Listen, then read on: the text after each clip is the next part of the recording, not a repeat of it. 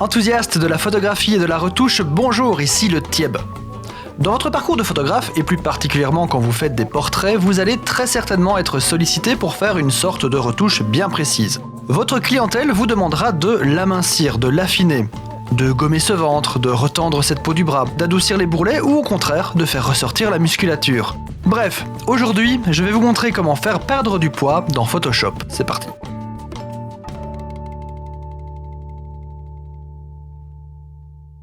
Je vais vous montrer deux grandes catégories de techniques et je vous livre un bonus en fin de vidéo. Un petit truc facile, rapide, qui prend 5 secondes et qui fait la différence de façon subtile.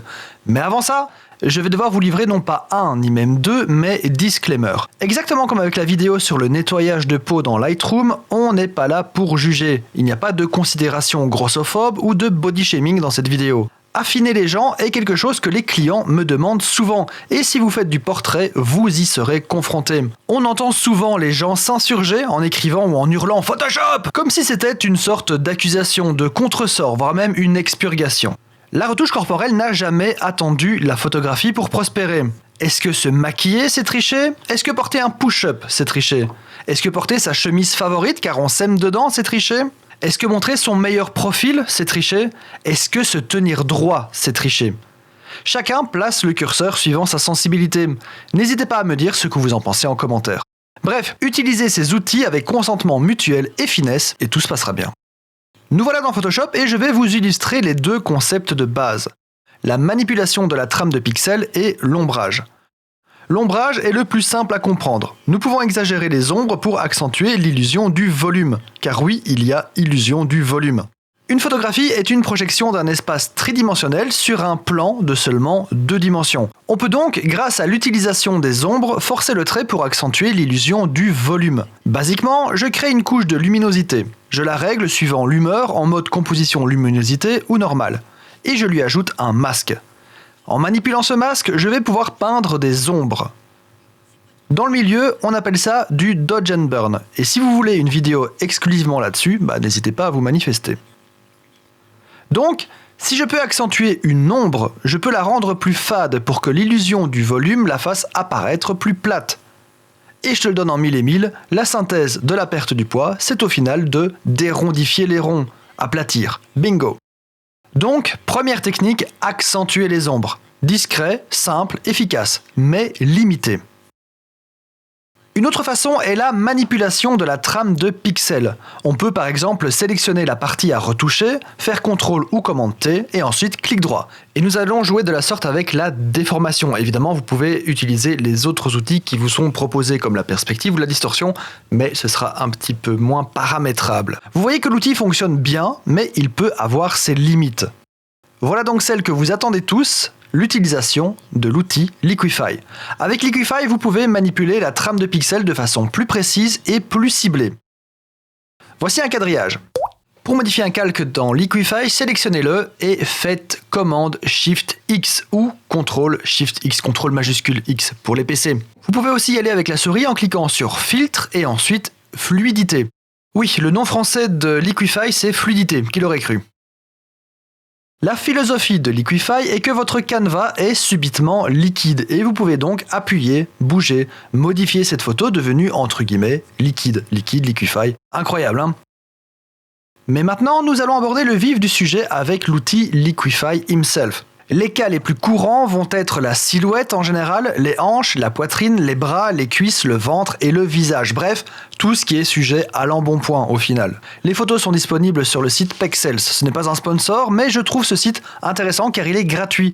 Et surtout, ça me permet de vous montrer ces techniques sans exposer mes clients. Le visage possède son outil dédié. On ne va pas perdre notre temps à passer tous les sliders en revue, ils sont assez parlants. Notez juste que ce symbole vous permet d'appliquer une retouche en solo ou en miroir, très pratique pour les choses que nous possédons en paire, comme les yeux par exemple. N'oubliez pas que manipuler ces outils change la forme d'un visage, c'est même ce qu'on leur demande, c'est logique. Faites toujours ça avec finesse, je ne le répéterai jamais assez, n'en abusez pas, car vous pouvez vous retrouver dans la vallée de l'étrange décrite par Masahiro Mori. On devine la personne, mais on la reconnaît sans la reconnaître, ce qui devient malaisant. Évidemment, ça n'atteint que les proches de la personne photographiée. Si c'est pour de la publication, magazine ou réseau ou autre, on s'en fout un peu d'aller un peu plus loin car le public cible n'est pas la famille. Voilà pour le visage, allez-y mollo et tout se passera bien. Nous voilà donc dans Photoshop. Et alors, première chose que nous allons faire, idéalement quand vous allez travailler sur un sujet Liquify, c'est de le séparer du fond. Pourquoi ? Parce que une des premières choses qu'on remarque quand quelque chose est Photoshop, c'est simplement que la personne a tellement été avec la main lourde sur sa retouche et de façon si peu subtile que vous voyez, les lignes du décor derrière sont visiblement transformées. Donc, photo originale, crée du coup un calque. On détourne rapidement. Commande J et le calque, je l'appelle Liquify. Vous l'appelez comme vous voulez évidemment, mais moi ça me permet de me souvenir que c'est la couche qui est retouchée. Donc voilà, elle est transparente, c'est parti. Commande Shift X ou Ctrl Shift X si vous êtes sur PC.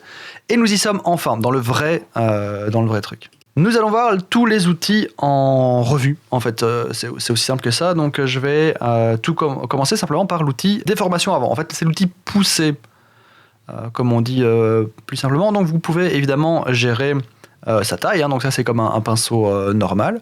Mais alors, vous pouvez régler, vous voyez ici, c'est la pression qui est en train de jouer.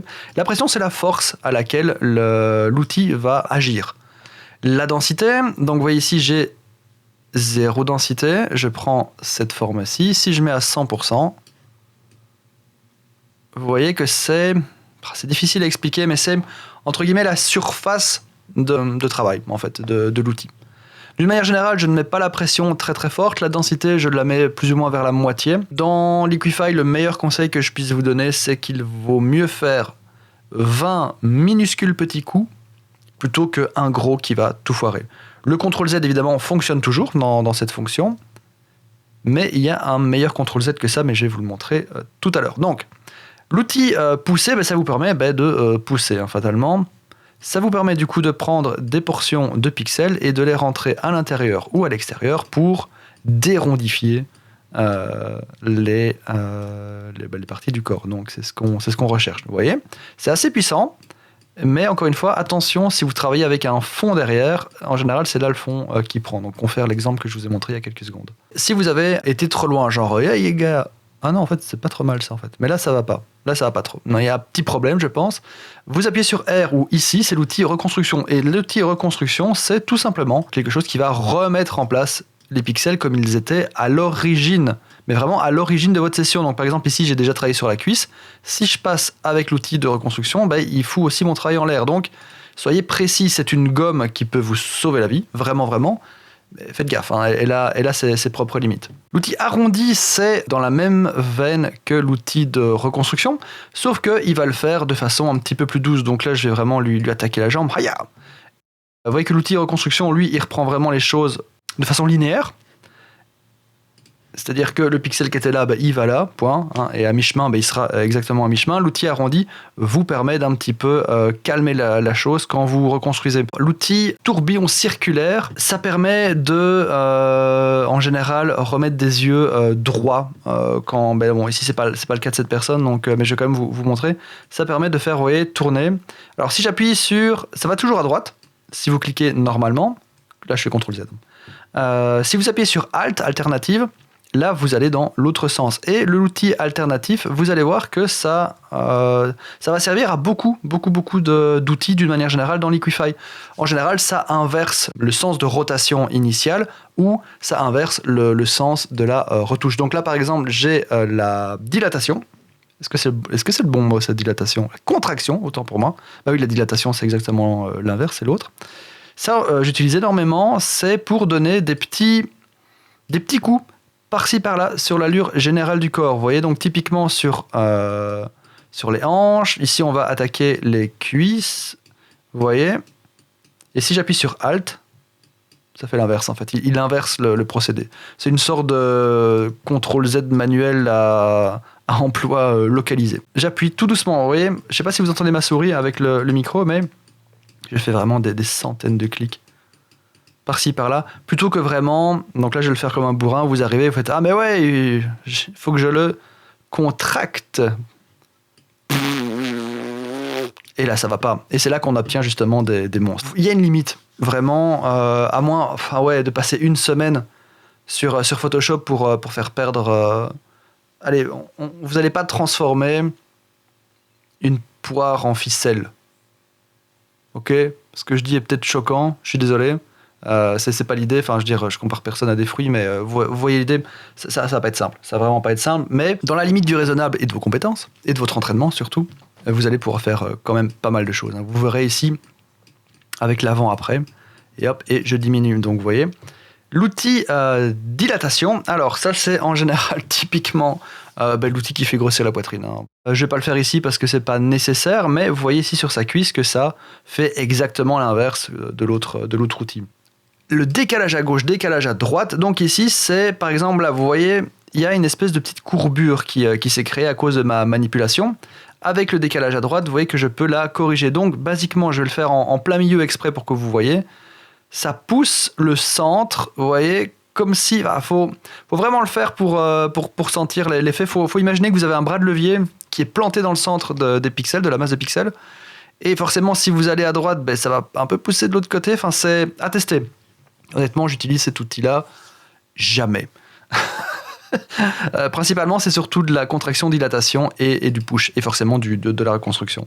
Donc typiquement ici, ce que je ferais, c'est donner des coups de contraction, vous voyez, pour amincir ses bras, sa taille, sa silhouette, sa cuisse, ce genre de choses. Et après, je corrige avec l'outil push. J'appuie pour redonner du galbe dans le genou, pour refaire des formes, pour parfois aussi reprendre, parce que là, ici, vous avez des coutures. Les coutures peuvent donner l'information qu'il y a une courbe. Mais si vous écrasez la courbe, il faut que la couture, idéalement, suive un peu, hein, je veux dire pas non plus, mais il faut essayer de voir, soyez logique en fait, hein, et n'hésitez jamais d'arrêter de temps en temps pour voir où vous en êtes, parce que c'est un maelstrom. La Liquify, si vous continuez à l'utiliser tout le temps, et que ça fait 3 heures que vous êtes dessus, vous serez jamais assez satisfait, vous allez toujours encore plus. Et à un moment, vous allez terminer sur un monstre. D'accord? Donc, pousser, reconstruire arrondi, les vortex, dilater, contracter, pousser vers la gauche. Et alors, vous en avez d'autres qui sont ici. Donc, l'outil zoom, l'outil main, ça, c'est assez parlant. C'est simplement des outils de manipulation. Personnellement, moi, j'utilise ma souris pour le faire. Mais vous pouvez le faire au clic. Alors, chacun fait ce qu'il veut. L'outil visage, c'est exactement la même chose que les sliders qui sont ici à droite, sauf que vous le faites de façon visuelle. Sur le visage directement. Vous voyez que vous avez des repères d'édition qui apparaissent. Vous voyez que je peux faire amincir le visage, ramener le menton. Enfin, en gros, tout est là. D'ailleurs, vous voyez que ça change en même temps que je manipule. Le double menton, ça ne se fait pas sur Liquify. Ça se fait en partie sur Liquify, mais c'est une retouche particulière. Si vous la voulez, abonnez-vous, activez la cloche, mettez en commentaire que vous désirez ce tutoriel. Autre chose super importante, c'est les outils de blocage. Donc, imaginons que j'ai travaillé sur la cuisse ici, et je suis assez content de moi, je ne veux absolument pas que ça bouge. Autre exemple typique, c'est vous avez un fond. Donc, vous n'avez pas détouré votre sujet, mais vous avez un fond derrière lui. Vous allez du coup masquer le fond, comme un outil masque, hein, c'est vraiment un masque classique avec les mêmes outils, pour empêcher cette partie-là de bouger, en fait. Donc, ça la fige. Donc, mettons par exemple que ces mains, j'aimerais les garder. Hop. Vous voyez que c'est fait comme un cochon. Si j'appuie sur Alt, vous démasquez. Toujours, hein, donc Alt, c'est l'alternative. Donc, c'est vraiment dans ce cas-ci, c'est l'inverse. Donc, voilà, j'ai plus ou moins proprement masqué ces mains, pas du tout. Je vais appliquer un vortex transformatif côté gauche, donc j'appuie sur Alt, et vous voyez que ces mains restent en place, parce que je les ai bloquées. Bon là évidemment ça ressemble à rien, mais c'est comme ça que vous sécurisez soit des zones de décor, soit des zones du visage, soit simplement des parties du corps sur lesquelles vous avez travaillé et que vous ne voulez pas, parce que c'est vrai que si on commence à amincir tout, la personne va être plus petite, ses mains vont rétrécir, ses pieds vont rétrécir aussi, et ça peut du coup ça va ressembler à des hobbits et ça ressemblera à rien. Donc voilà, l'outil masquage très utile, et l'outil effacement du masque, donc c'est exactement l'inverse, et qui marche tout aussi bien que si vous avez appuyé sur Alt avec l'outil. Donc ça, mais vous allez voir sur Photoshop, il y a énormément d'outils qui ont parfois triple, quadruple, quintuple utilité. Voilà pour les outils. Deuxième chose tout aussi importante que les outils, l'aperçu en fait vous permet de voir votre retouche. Là c'était avant, voici après. Et donc n'hésitez pas à tout le temps voyager entre les deux pour pouvoir vous faire une idée de l'avancement des choses et voir si la personne a toujours forme humaine. N'oubliez pas que c'est quand même le plus important. Sinon, ça va être ridicule. Et alors, dernier truc ultra important, c'est la reconstruction. Donc ça, c'était mon avant. Ça, c'est mon après. Mais je sais pas, j'ai été trop loin. Donc je vais cliquer sur reconstruction. Et là, j'ai une quantité qui apparaît. 100 étant la quantité maximum de reconstruction. Donc autrement dit, c'est mon après. Et 0%, c'est mon avant. Et ça me permet du coup, grâce à ça, de jouer encore une fois dans la subtilité. Et ça me permet du coup de doser en fait ma retouche. Si par exemple je trouve que j'étais un petit peu trop loin en quantité 100, je peux un petit peu diminuer les choses et puis rendre. Et vous voyez que là en plus vous vous rendez compte de la transformation que vous avez fait. Vous appuyez sur OK et là du coup, hop, ça va se retransformer. Et là maintenant, je peux mettre le fond et j'ai maintenant ma retouche. Je vais faire le avant-après. Et voilà. Alors le gros paradoxe, c'est que ce ne sont pas nécessairement les personnes les plus opulentes qui vont vous demander le plus de retouches. En général, c'est plutôt des gens, des personnes comme celle-ci qui vont me demander d'enlever telle ou telle chose. Cherchez l'erreur, je vous laisse méditer là-dessus. Parlant de méditation, n'oubliez pas que c'est culturel et personnel. Donc avec la même photo, certains vont préférer accentuer le volume des fesses alors que d'autres vont justement les aplatir. Donc ça aussi, à méditer. Et alors, évitez d'aller trop loin. Donc soyez votre propre critique, ne le faites pas trop longtemps, reposez vos yeux. Et on est parti pour quelques petits exemples concrets. Et après ça, un super bonus. Donc la première chose ici que vous pouvez voir, donc là j'ai déjà appliqué le Liquify, donc là c'est Liquify pur, donc vous voyez un tout petit peu diminuer les hanches, typiquement augmenter le volume de poitrine, resserrer la taille, vérifier aussi la taille des bras, ce genre de choses, donc ça c'est un truc. Et alors, accentuer les ombres. Vous voyez que le fait d'accentuer les ombres fait ressortir la musculature. Et un petit tips, on va souvent vous le demander, mais si vous voulez faire légèrement ressortir la poitrine, vous mettez un ombrage entre les deux seins, en fait. Et vous mettez donc simplement un ombrage, ce qui va faire ressortir le volume de la poitrine, en plus de l'avoir dilaté avec Liquify, maintenant que vous savez comment ça marche. Une chose aussi typique que vous pouvez faire avec Liquify, c'est donner du volume dans les cheveux. Donc là, c'est vrai qu'on a attaqué sur le côté minceur, etc. Mais vous pouvez simplement prendre votre outil push, donc en français, l'outil déformation avant, et vous prenez simplement un tout petit peu de cheveux pour lui donner un tout petit peu plus de volume. Subtil, hein, je veux dire, n'en faites pas trop. Donc, les cheveux, on peut aussi diminuer un volume de bouche, on peut corriger légèrement un strabisme avec le push. Donc on se rapproche du visage. Bon là évidemment techniquement vous ne pourrez pas observer un strabisme vu que la personne ne montre qu'un seul œil, mais vous pouvez légèrement tirer, vous voyez c'est léger hein, mais je tire légèrement d'un côté ou de l'autre pour légèrement modifier ce strabisme. C'est pas nécessaire ici donc je fais CTRL Z. Même chose avec les dents, si la personne a des dents apparentes, vous prenez le push et légèrement vous remontez tout doucement ses dents. Là, encore une fois, pas nécessaire. On peut aussi parfois l'utiliser pour les vêtements. Vous voyez qu'ici, il y a son... c'est quoi, c'est une jupe ou un pantalon? Enfin bref, son tailleur qui dépasse un peu. Et vous pouvez légèrement utiliser l'outil push, même de façon très précise, pour faire rentrer les petits défauts. Donc ce petit coin me dérange personnellement. Et donc, je vais essayer plus de le fondre dans la masse. Même chose ici. Donc, il y a une... truc qui n'est pas envoyé, que c'est pas nécessairement appliqué que au corps. On va utiliser d'autres choses. Là, admettons que la chaîne me dérange. Bon, c'est pas le cas, mais on peut aussi, vous voyez, remonter un peu les bijoux. On peut aussi changer certaines choses dans le fond avec le Liquify, tout en restant évidemment toujours subtil, évidemment. Vous voyez, avant, après. C'est l'heure de notre petit bonus. Petit bonus assez rapide. Donc, quand vous avez une personne que vous voulez, allez, on va dire affiner, amincir, mais de façon très très vite, c'est un truc que j'utilise et que beaucoup de gens utilisent sans l'avouer.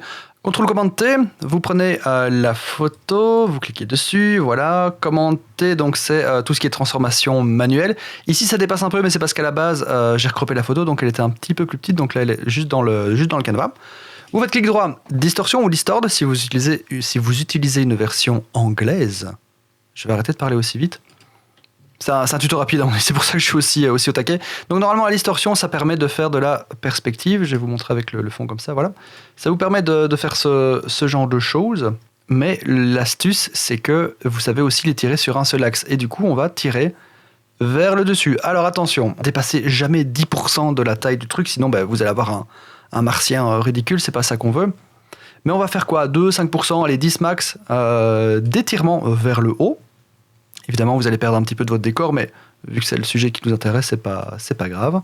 Et vous faites OK ou Enter. Et alors là, du coup, on va pouvoir comparer simplement avec ce toute petite astuce, et c'est invisible, je veux dire, pour quelqu'un qui... à moins d'avoir vraiment quelqu'un qui a l'œil bionique, mais vous voyez, cette petite transformation de pixels va simplement allonger le modèle et donner une très légère impression subtile, simple, d'affinement, tout simplement. Donc super pratique, on utilise ça énormément en fashion, en mode, un peu en portrait, mais c'est surtout quand ce sont des portraits en pied. Ne faites pas ça sur un visage, ça n'a aucun sens. N'oubliez pas que les outils sont puissants mais dangereux. Rien ne remplace une pose élégante ou un bon maintien. Sachez qu'une grande partie de ces manipulations peuvent être évitées à la prise de vue avec une bonne lumière, un bon make-up, un bon modèle qui n'est pas nécessairement mince, mais qui sait poser, qui sait se tenir, qui sait se projeter, qui a latitude. Et ce sera d'ailleurs le sujet d'une prochaine vidéo, donc abonnez-vous pour ne rien rater. Merci pour votre attention, enthousiaste de la prise de vue et de la retouche, c'était le Tieb, à très bientôt.